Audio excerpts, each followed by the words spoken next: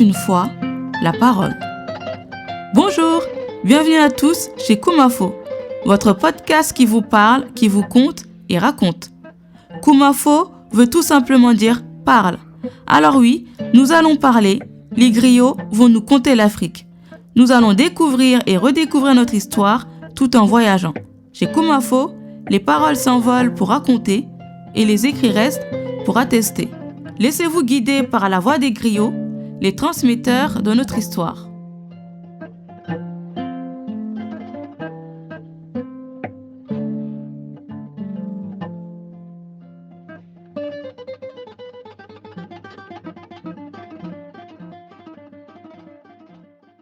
Salamu alaikum giras nafa hani bi ila jaloli jal moro suso wala nata ani Mamadou Kouyaté kakache malisajo la kuwalla. Chers Gundo, chers auditeurs, vos griots sont de retour. Moi, Djeli Moro Suso et Mamadou Kouyaté. Nous allons cette fois vous conter l'histoire de Mali Sadio. Yo Gundo duniya mu kacalati melon bari ngalo ne mo sobela muyti kadu mo membe sirim France banko kan no kalo abe Afrique jaloli kumandila ba fule lebtala ali kacanye Afrique la tariko la a moro wo mo sobelati wo leftale aya fango long nyama ala ftale fana ay Afrique fana long nyama katu duniya ku kilimbuka tu duniya kono fo ala la mansabaya. Chers auditeurs, la vie sur Terre est faite de discussions. Il faut donc retenir que seul le pouvoir de Dieu est éternel sur cette terre. Gundo ndejal moro susole nata kakache malisajo la kuwala ila nginin karo kan badi lamoy lale hanisayin sa seniyan dalma ndejal moro suso Gambia jan history la karo doli kara fole professeur jal moro suso yo ntele nata kakachali malisajo la kuwala Mamadou Kouyaté wala be kora tonye. Moi, Djeli Moro Suso, je vais ainsi te répondre et te conter la fameuse histoire de Mali Sadio. Je vais donc éclairer tes lanternes ainsi qu'à tous ceux qui nous écouteront. Je me nomme donc Djeli Moro Suso. Certains m'appellent professeur. Je suis accompagné par Mamadou Kouyaté à la Kora. Mali Sadio da fendolemu e kamen kumandi malola bare niyas yamoy Sadio lataje mandin koli mal sifa menkli Sadio la malo me yalon a fonda be koyrin mandin koli ka wolkili Mali Sadio la. Mali Sadio, c'est l'histoire d'un animal appelé Malo. C'est le nom qu'on donne à tout hippopotame ayant le front de couleur blanche. Malo qui signifie hippopotame en langue mandinka. Ni Mali Sadio ni mudafion de ala la dafion le mo anenetar ta sabatiring ba dole to ba fula bem bato atarta sabatiring wo baji yo kononu bari tilola kando wato akafuntile ay tulum baji yo kono sila atutanyina kala nabo tulumla moli karaji be aka bori jiyo kono nyamen aka jiyo kono nyamen aka funti jiyo kono nyamen alo manya aka diya moliye yo laba nabe wala moli kanale ya jube. Ce Mali Sadio vivait sur le fleuve de Bafoussam. Il avait l'habitude d'apparaître en plein jour. On le voyait jouer sur tout le long du fleuve. Tantôt il courait, tantôt il submergeait et émergeait de l'eau à tel point que c'était devenu une source de divertissement pour tout le village. Bari jali dole sotota bafula benje wo fanambe daraja nyini ulela atata moro ya daraja naso dadaye akaye bari bete kula nyin naso la badala la naso nyi yeji baji okono akaye ni yoke akaye be daraja la dunia bebe tofala. Un jour, un griot à la recherche de gloire se rendit chez un marabout afin qu'il puisse l'aider à devenir célèbre. Ce dernier lui remit alors de l'eau bénite avec laquelle il devait se laver, tout en lui précisant que ce rituel de purification ne pouvait se faire qu'au bord du fleuve Bafoussam. car il fallait impérativement que l'eau bénite se desserve dans le fleuve après purification. Le marabout assura au griot que s'il respectait ces consignes, il sera reconnu par ses succès à travers le monde entier.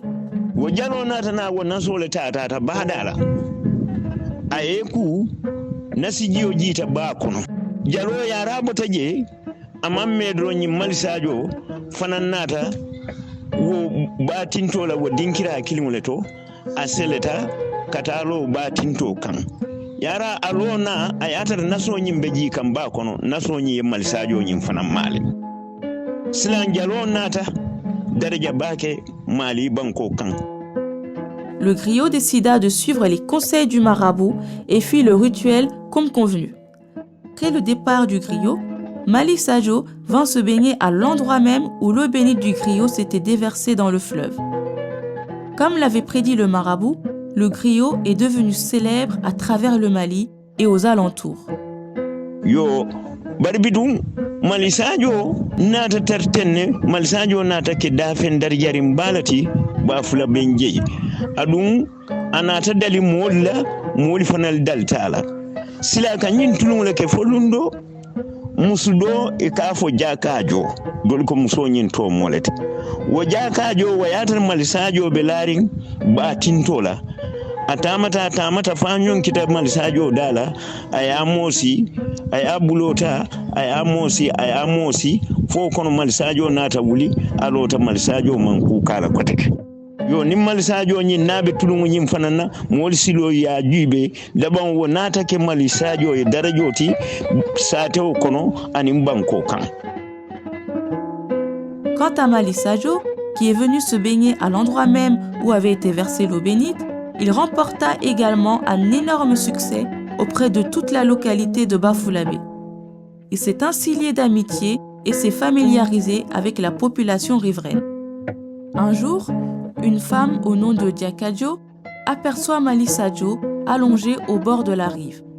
Elle décida de s'en approcher tout doucement et s'agenouilla devant lui en lui prodiguant des caresses. Mali Sadio se réveilla subitement en se tenant sur ses 4 pattes devant Diakadio. C'est à partir de cet instant que la femme et l'animal se sont liés d'amitié. Yo nimmal sajo nyi nabe tulungu nyim fanana mol silo ya jibe daban wo nata ke mali sajo e darajoti sate o kono anim banko kan mali sajo betenne ke dole nata soto wo katu nyi wato kono france o lebe mali marli wo keo wala lafita jankajo nyinna bari ayatar wo mu français o la commandant o membe sirin bafula ben doli ko ala drive wala mu nyin kewti doli ko hani ala secretary le mu yo wo kewo wala to mu Modou Dialloti. À chaque fois que Mali Sadio venait sur la rive du fleuve, Diakadio le rejoignait aussitôt. Les habitants du village étaient tous en admiration face à Mali Sadio. On parlait de lui à travers tout le pays. À cette époque, le Mali était une colonie française. Un homme travaillant pour le compte du commandant français à l'époque tomba follement amoureux de Diakadio, la chère amie de Mali Sadio. Cet homme se nommait Modou Diallo. Il était soit le chauffeur, soit le secrétaire du commandant. Modou Diallo lafta Diakadio futula. Bari Diakadio man lafi Modou Diallo la. Modou Diallo nata kataku jamake. Bari Diakadio man pare ka futu Modou Diallo la. Modi nata fo Modou Diallo e ñi muso te lafile telat e kay katu ñi muso ñi nit malobe ñi teriya menna ñi malo kayela male suto ay kemoti ay ne la Diakadio ya wo kankan ñi te sonna ay futu te. Modou avait pour ambition d'épouser Diakadio. Cet amour n'étant pas forcément réciproque, Diakadio refusa sa proposition de mariage. Un jour, certains villageois se sont réunis pour expliquer à Modou pourquoi Diakadio refusait de l'épouser. Selon eux, cela était dû à l'amitié qu'elle portait pour l'hippopotame. les villageois ont réussi à faire croire à Modou qu'à chaque fois que la nuit tombait, Mali Sadio prenait l'apparence d'un homme pour rejoindre Diakajo chez elle. Sinan Modou Diallo be nyin katole la abe nyin katole la bara ya tari Diakajo dalta baake Mali Sadio la domori kilimbe domoroli kono nyin si kekeo doli ko akawole diala doli ko hani nyin si feno la mu Diakajo nabe na bandala aka nyin si feno le dada ayna ayalon abon dulato iko nim Mali Sadio nata akaro nyin si feno aka wole new wonata Mali Sadio dalindi baake Diakajo la bitun sinan sate o mol nata lon Mali Sadio la lafita nyin si feno domoro la nyin moli ko Modou ye ika ni lafita ye Diakajo futu ika fo nyin Mali Sadio si fere ke wala kuwala nga même foye nyin malo kayela ma hadama dingol te suto akatela nyin musoya. Tandis que Modou Diallo essaie par tous les moyens de conquérir le cœur de Diakajo, cette dernière continuait à l'ignorer et à se rendre tous les jours au bord du fleuve pour nourrir son ami Mali Sadio. On disait qu'elle lui apportait comme nourriture du lait de vache et des produits laitiers, ce qui renforça donc davantage leur amitié. Certains villageois continuaient à raconter que Mali Sadio prenait l'apparence d'un être humain la nuit pour rejoindre Diakajo. Que si Modou Diallo tenait vraiment à épouser Diakajo, il devait impérativement se débarrasser de son concurrent, c'est-à-dire l'hippopotame. Yo naviko mankor la iko folundo ke do nata atar wo kambano wo fana lafta ta Diakajo kala sunkutoti bari Diakajo manson wo kambano nata fo modiye lundo aka e sibatu yeta dende nyi le korda bundala nin so kuta lundo be sotla ibe kewo jelale membe funtila abenala abe bola Diakajo nyu le korda kono ibajala be tidina ba ma fawla Modou nata nata nyin kuola viste yara ta kewo nyin meyo fo wolum sirin dron ata kewo nyin atele tata adunda wala suwa kono karadola anata funti korda dabala aye tiling bada ma fawla. Un jour, un ancien prétendant de Diakajo, frustré et agacé de la relation qu'elle menait avec l'animal, accourut chez Modou en lui disant « Si tu veux une preuve que Mali Sadio est un homme, surveille la maison de Diakajo cette nuit. Tu verras un homme sortir de chez elle pour rejoindre le fleuve. » Caché, il aperçoit la silhouette d'un homme sortir de la maison de la femme de ses rêves. Cet homme était en train de se diriger tout droit vers le fleuve. Modou nata nyin kuola viste yara ta kewo nyin meyo fo wolum sirin dron ata kewo nyin atele tata adunda wala suwa kono karadola anata funti korda dabala aye tiling bada ma fawla biro keta Modou yalon ko Modou ko kewo e men fo wala mu toñati Modou fanan nata fero dada ako bayin feno le diata Mali Sadio ye afanan tata e feno jama sang doli ko ay posino kala Modou liyo le fo sila wo posino ayo ke wo feno la anata wo feno le landi Mali Sadio ka funti damento Mali Sadio ika mali ma bira funtita anata yo feno domo bira yo feno domo wo manna Mali Sadio wati iko Mali Sadio nata fa. L'homme en question n'était autre que l'ancien prétendant venu voir Modou un peu plus tôt dans la journée. Il avait emprunté la porte de derrière et avait fait semblant de se rendre au fleuve. Tout ceci dans le but de faire croire à Modou qu'il s'agissait de Mali Sadio, l'hippopotame, qui s'était transformé en prenant l'apparence d'un homme afin de rendre visite à Diakajo. Modou retourna chez lui, abattu et avec la conviction que la rumeur sur Mali Sadio était véridique. Modou commença alors à réfléchir à une stratégie. Il se rappela avoir entendu que Mali Sadio raffolait des produits laitiers. Pour mener à bien cette stratégie de défense, il s'est procuré du lait et y injecta du poison. Ensuite, il s'est rendu au bord du fleuve pour déposer le lait empoisonné à l'endroit même où Mali Sadio avait pour habitude de se rendre. Plus tard dans la journée, Mali Sadio est sorti de l'eau et s'est dirigé sur la rive lorsqu'il aperçut le lait empoisonné.